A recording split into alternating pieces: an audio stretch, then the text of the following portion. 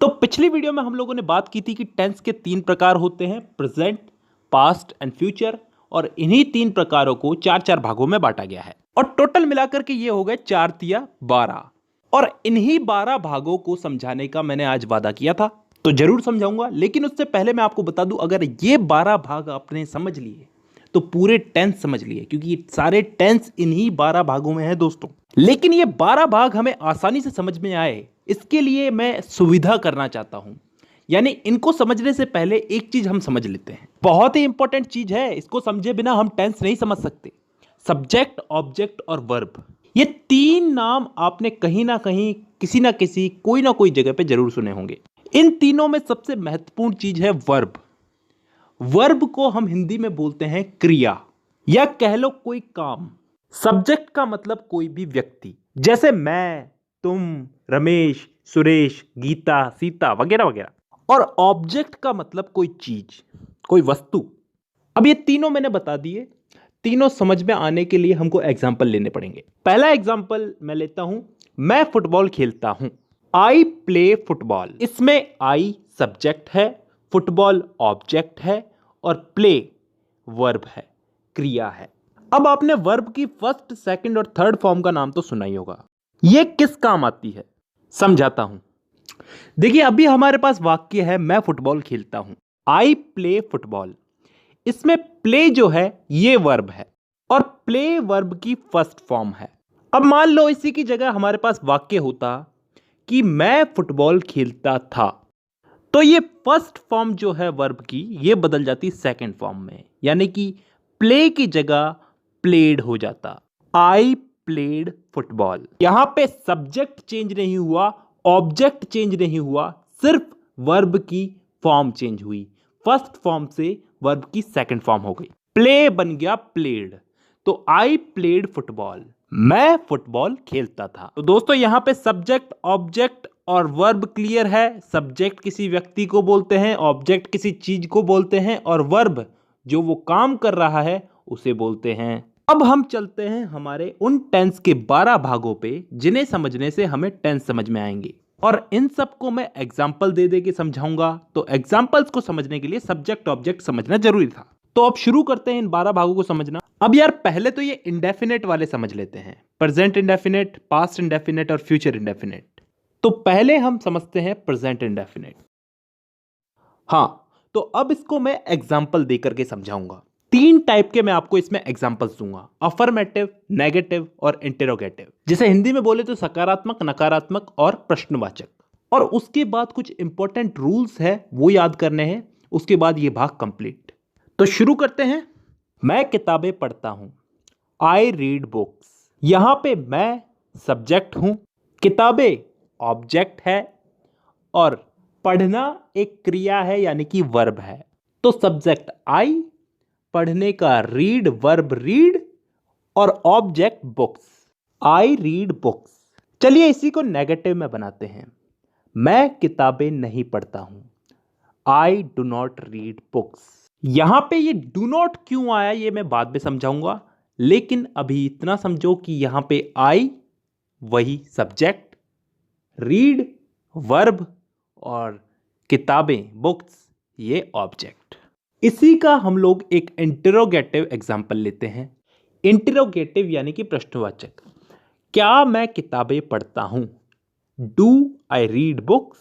चलिए अब यहीं से ही हम लोग नियम चालू करते हैं। सबसे पहला नियम ये कि यहां पे डू पहले क्यों आया। तो दोस्तों कोई भी वाक्य अगर क्या, कब, कहां, कैसे, क्यों इन शब्दों से चालू होता है तो सब्जेक्ट के पहले, मतलब यहां पे सब्जेक्ट आई है यानी कि मैं हूं, तो इस आई के पहले डू या फिर डज का प्रयोग किया जाएगा। लेकिन यहां पे डू का प्रयोग ही क्यों किया गया, डज का प्रयोग भी किया जा सकता था। तो मैं आपको बता दूं, डज का प्रयोग सिंगुलर सब्जेक्ट के आगे किया जाता है, यानी कि एक वचन। यहीं पे इसी से ही हमारा दूसरा नियम भी निकलता है। मैंने आपको बताया था यहां पे डू नॉट क्यों आया, ये मैं आपको बाद में बताऊंगा। तो अब बताता हूं। देखिए यहां पे अगर आई की जगह कोई सिंगुलर नाउन होता, ही, शी, इट वगैरह, तो यहां पे डज नॉट का प्रयोग होता। और क्योंकि आई एक प्लूरल नाउन है तो इसके साथ डू नॉट का प्रयोग होगा। अब इस आई रीड बुक्स वाले सिंपल सेंटेंस को क्यों छोड़े, इसके साथ भी एक छोटा सा नियम है। इसमें अगर सिंगुलर नाउन हो, ही, शी, इट वगैरह, तो वर्ब की फर्स्ट फॉर्म के साथ एस या ईएस जुड़ता है। जैसे he goes to college, he reads book. अब इन तीनों के नियम याद हो गए। अब लास्ट दो रूल्स याद करने रह गए। इसमें सिंपल सिंपल से ही है, समझ में आ जाएंगे। देखिए, कभी भी कोई वाक्य हु, WHO, हु से प्रारंभ होता है तो उसके साथ कभी भी डू और डज का प्रयोग नहीं होता। उदाहरण के लिए, who goes to college, college कौन जाता है। एक और उदाहरण लेते हैं, हु मेक्स अ नॉइज, शोर कौन मचाता है। तो यहां पे हमने डू और डज का प्रयोग नहीं किया। अब एक लास्ट नियम और याद कर लो, कभी भी डू और डज वाक्य में कभी भी डू और डज हेल्पिंग वर्ब के रूप में यूज होता है तो मेन वर्ब के साथ एस या ईएस हटा दिया जाता है। भाई मेन वर्ब तो काम करना ही हो गया, खाता हूं, जाता हूं, पहनता हूं, नहाता हूं वगैरह वगैरह, और ये डू और डज तो हेल्पिंग वर्ब है ना, तो इनके लगने पे एस या ईएस हट जाएगा। अब चलते हैं हम पास्ट इंडेफिनेट पे। इस वाले भाग में भी हम लोग वही तीन टाइप के वाक्य लेंगे, सकारात्मक, नकारात्मक और प्रश्नवाचक, और उसके बाद इसमें भी कुछ इंपॉर्टेंट रूल्स, और फिर ये भाग भी कंप्लीट। देखिए, सबसे पहले तो मैं आपको बता दूं, इस टेंस के अंदर कोई काम हो चुका है, बीते हुए समय में समाप्त हो चुका है, खत्म हो चुका है, उस काम को बताएंगे। देखिए दोस्तों, मैं चाहता हूं कि इस वाले टेंस के अंदर आप पहले रूल्स समझ लो, रूल्स के साथ साथ हम एग्जाम्पल लेते लेते समझते जाएंगे। देखिए, इस टेंस का सबसे पहला नियम तो यह है कि यहां पे सकारात्मक वाक्यों में वर्ब की सेकंड फॉर्म लगेगी, सभी प्रकार के वाक्यों में। उदाहरण लेके मैं आपको बताता हूं, तुम हिंदी बोलते थे, यू स्पोक हिंदी।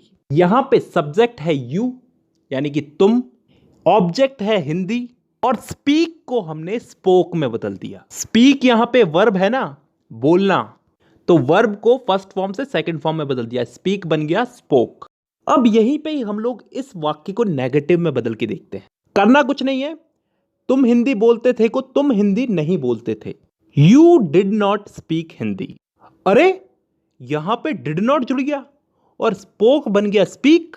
हां, यही तो नियम है, नेगेटिव सेंटेंस में सब्जेक्ट के साथ में डिड नॉट जुड़ता है, कैसा भी सब्जेक्ट हो, सिंगुलर हो या फिर प्लूरल हो, और डिड नॉट लग गया तो फिर वर्ब की सेकंड फॉर्म हो जाएगी फर्स्ट फॉर्म, स्पोक बन जाएगा वापस से स्पीक। देखिए दोस्तों, डिड जहां भी जुड़ेगा वहां पे सेकंड फॉर्म फर्स्ट फॉर्म में बदल जाएगी। अब इसी को ही हम इंट्रोगेटिव में बदल के देखते हैं, यानी कि प्रश्नवाचक में बदल के देखते हैं। तो कैसे बोलेंगे इसको, क्या तुम हिंदी बोलते थे, डिड यू स्पीक हिंदी। तो दोस्तों, अब यहां पे डिड पहले आ चुका है। प्रेजेंट इंडेफिनेट में हम लोग डू डज का प्रयोग कर रहे थे प्रश्नवाचक वाक्यों में, पहले हम डू डज ही तो लगा रहे थे ना, यहां पे हम डिड से वाक्य प्रारंभ करेंगे। डिड यू स्पीक हिंदी, और स्पीक यानी कि वर्ब की फर्स्ट फॉर्म, स्पोक नहीं है यहां पे, स्पीक है, तो स्पीक यहां पे इसलिए आया है क्योंकि डिड लग गया यहां पे, और डिड जहां भी लगेगा वहां पे वर्ब की फर्स्ट फॉर्म आएगी ही आएगी। ठीक है, ये तीनों वाक्यों में तीनों के नियम याद हो गए।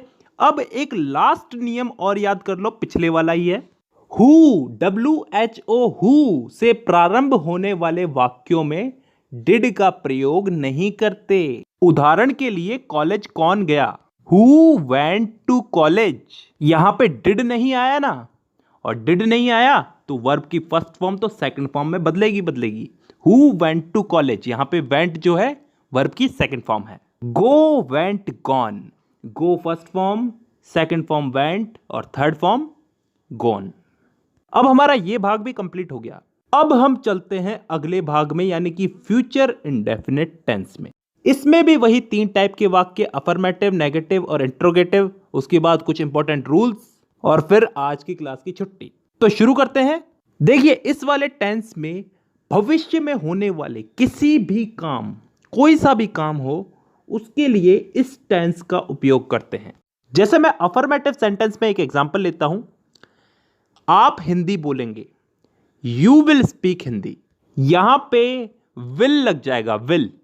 ठीक है, इसके साथ वर्ब की फर्स्ट फॉर्म लगेगी। देखिए यहां पे मैंने स्पीक बोला है, स्पोक नहीं बोला, तो बस इतना याद रखना है।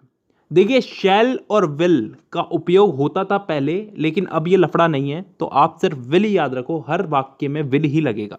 अब इसी को ही हम नेगेटिव में लेते हैं। आप हिंदी नहीं बोलेंगे, you will not speak Hindi. यहां पे कुछ फर्क दिखा आपको? यहां पे बस नॉट शब्द जुड़ा है। नॉट शब्द कहां जुड़ा है? विल के बाद और वर्ब से पहले। वर्ब क्या है हमारी यहां पे? स्पीक।